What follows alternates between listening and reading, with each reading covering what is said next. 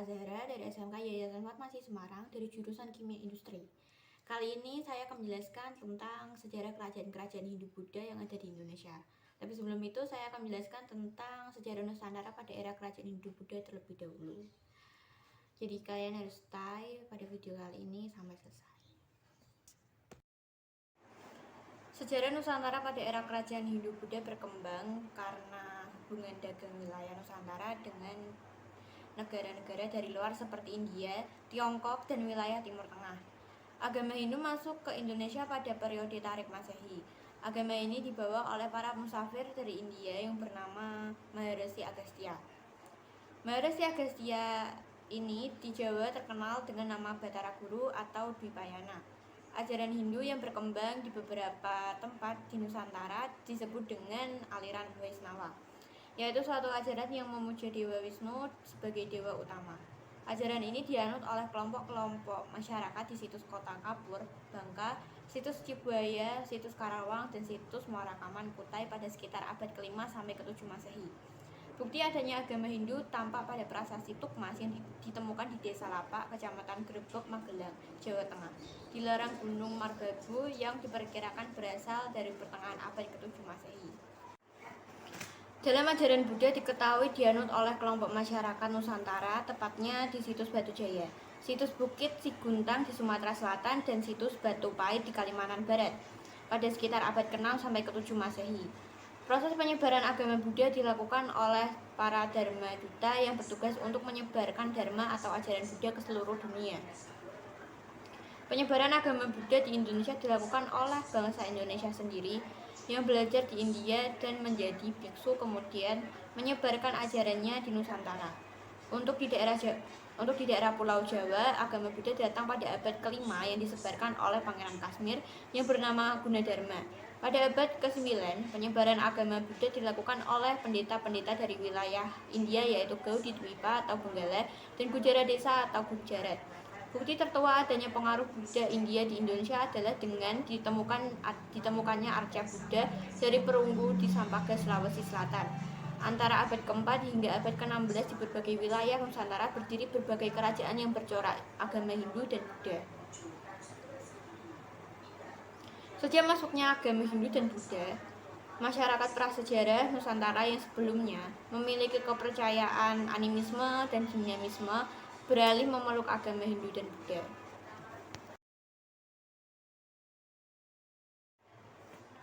Agama Buddha pertama kali masuk ke Nusantara sekitar pada abad ke-2 Masehi. Hal tersebut dibuktikan dengan penemuan patung Buddha dari perunggu di daerah Jember dan Sulawesi Selatan. Pengenalan agama Buddha di Nusantara berasal dari laporan seorang pengelana Cina bernama Fahishan pada abad ke-5 Masehi. Pada abad ke-4 di Jawa Barat terdapat kerajaan yang bercorak Hindu-Buddha yaitu Kerajaan Tarumanegara. Kemudian dilanjutkan dengan Kerajaan Sunda sampai abad ke-16. Selain Kerajaan Tarumanegara dan Kerajaan Sunda, masih banyak pula kerajaan lain bercorak Hindu-Buddha seperti Kerajaan Mataram kuno.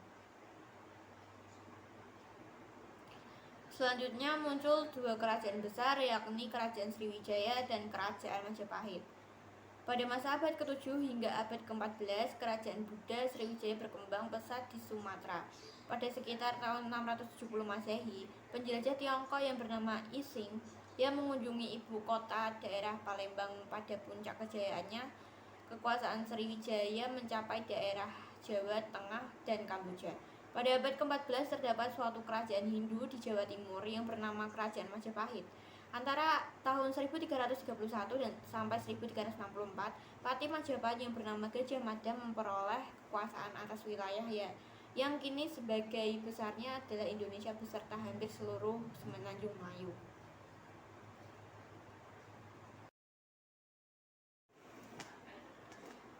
Sebelum masuknya kebudayaan Hindu-Buddha, masyarakat prasejarah Nusantara telah memiliki kebudayaan yang cukup maju. Selanjutnya, warisan dari kerajaan Hindu dan Buddha yang pernah ada di Nusantara membentuk berbagai inspirasi hasil karya budaya di Nusantara. Salah satu contohnya ialah karya sastra India yang dibawa ke Indonesia, yakni Wiracita Ramayana, Mahabharata, dan karya sastra lainnya. Adanya kedua kitab itu juga memacu beberapa pujangga Nusantara untuk menghasilkan karyanya sendiri. seperti Empu Darmaja dari Kerajaan Kediri yang menyusun kitab Semaradana, Empu Sedah dan Empu Panulu dari Kerajaan Kediri yang menelurkan karya kitab Bharatayuddha, Empu Tanakung yang membuat kitab Lubdaka, Empu Kanwa yang memiliki karya kitab Arjuna Wiwaha, Empu Triguna dengan kitab Kresnayananya, Empu Panuluh yang menulis kitab Gatot Kaca Seraya, Empu Tantular yang membuat kitab-kitab Sutasoma, dan Empu Prapanca yang masyhur dengan magnum opusnya yang berjudul Kitab Negara Kartagama. Dengan demikian, cerita dari karya sastra yang muncul pada masa Hindu-Buddha ini menjadi sumber inspirasi bagi pewayangan di Indonesia. Selain karya sastra, sistem politik dan pemerintahan pun diperkenalkan oleh orang-orang India dan membuat masyarakat yang pada awalnya hidup dalam kelompok-kelompok kecil menjadi bersatu dan membentuk sebuah kekuasaan yang lebih besar dengan pemimpin tunggal berupa seorang raja. Karena pengaruh hal ini, beberapa kerajaan Hindu-Buddha seperti Kerajaan Sriwijaya, Majapahit, Tarumanegara, dan Kutai akhirnya dapat muncul di Nusantara. Kali ini saya akan membahas tentang salah satu kerajaan Hindu yang bernama Kutai yang ada di Indonesia. Jadi kali ini kalian harus mendengarkan sampai selesai. Kutai Martapura adalah kerajaan bercorak Hindu di Nusantara yang memiliki bukti sejarah tertua berupa prasasti Yupa dan berdiri sekitar abad ke-4. Pusat kerajaan terletak di Muara Kaman yang saat ini adalah sebuah kecamatan di Kabupaten Kutai, Kartanegara, Provinsi Kalimantan Timur. Nama Kutai diberikan oleh para ahli mengambil dari nama tempat ditemukannya prasasti yang menunjukkan eksistensi kerajaan tersebut. Informasi nama Martapura diperoleh dari kitab Salsilah Raja dalam Negeri Kutai Kartanegara yang menceritakan pasukan kerajaan Kutai Kartanegara dari Kutai Lama menyerang ibu kota kerajaan ini. Sumber primer sejarah kerajaan Martapura adalah 7 prasasti Yupa yang ditemukan di Bukit Brubus, Muara Kaman. Penemuan batu bertulis ini tidak sekaligus melainkan dalam 2 tahap dengan rentang waktu lebih dari setengah abad. Tahap pertama, 4 prasasti ditemukan pada tahun 1879. Setahun kemudian, keempat prasasti tersebut diangkat ke Batavia, Genotas van Kunsten en Wetenschappen, kini Museum Nasional Jakarta. Tahap kedua, 3 prasasti lainnya ditemukan berselang 61 tahun kemudian, yakni pada 1940. Ketiganya disimpan di museum yang sama. Selain sumber prasasti Yupa, terdapat kitab Surat Salsilah Raja dalam Negeri Kutai Kartanegara. Naskah Arab Melayu ini belum dibahas oleh Tim Nasional Penulisan Sejarah Indonesia, sehingga perihal lanjutan riwayat dinasti Mualla-Warman tidak memuat dalam buku Babon Sejarah Nasional Indonesia.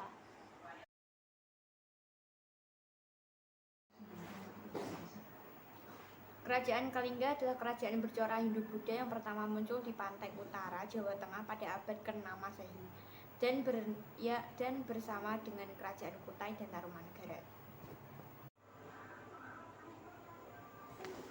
Terdapat kisah yang berkembang di pesisir pantai utara Jawa Tengah mengenai seorang ratu legendaris yang menjunjung tinggi prinsip keadilan dan kebenaran dengan keras, tanpa pandang bulu. Kisah legendaris ini bercerita mengenai Ratu Sima yang mendidik rakyatnya agar selalu berlaku jujur dan menindak keras kejahatan pencurian. Ia menerapkan hukuman yang tegas, yaitu pemotongan tangan bagi siapa saja yang mencuri.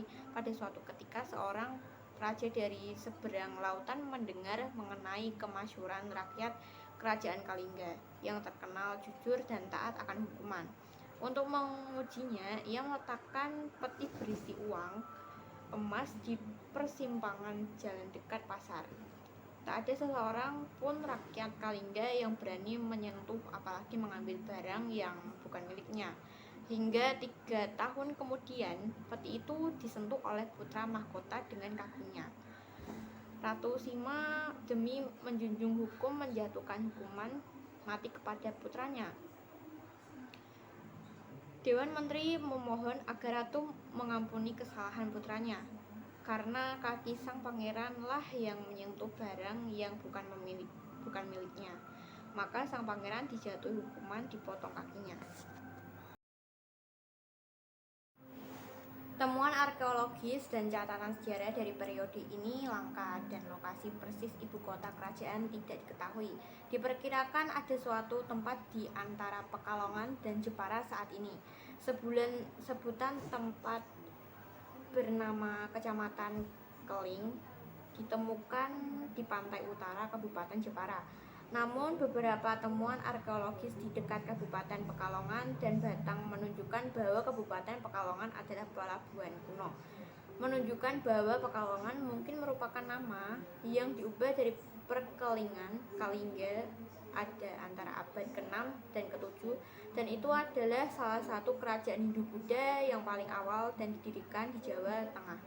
Catatan sejarah kerajaan ini langka dan tidak jelas dan sebagian besar berasal dari sumber-sumber Tiongkok dan tradisi lokal.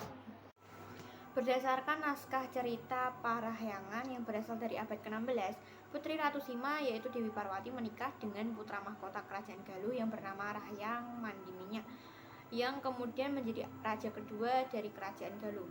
Ratu Sima memiliki cucu yang bernama Dewi Sanaha, kemudian menikah dengan raja ketiga dari kerajaan Galuh, yaitu Prabu Bratasenawa. Dewi Sanaha dan Prabu Bratasenawa memiliki anak yang bernama Sanjaya, yang kelak menjadi pewaris tahta dan menjadi raja kerajaan Galuh. Setelah Ratu Sima mangkat pada tahun 732 Masehi, Sanjaya menggantikan buyutnya dan menjadi raja di kerajaan Kalingga Utara yang kemudian disebut Kerajaan Medang Bumi Mataram dalam bahasa Sanskerta, yang berarti bumi ibu atau ibu pertiwi, dan kemudian mendirikan wangsa Sanjaya di Kerajaan Medangi Bumi Mataram.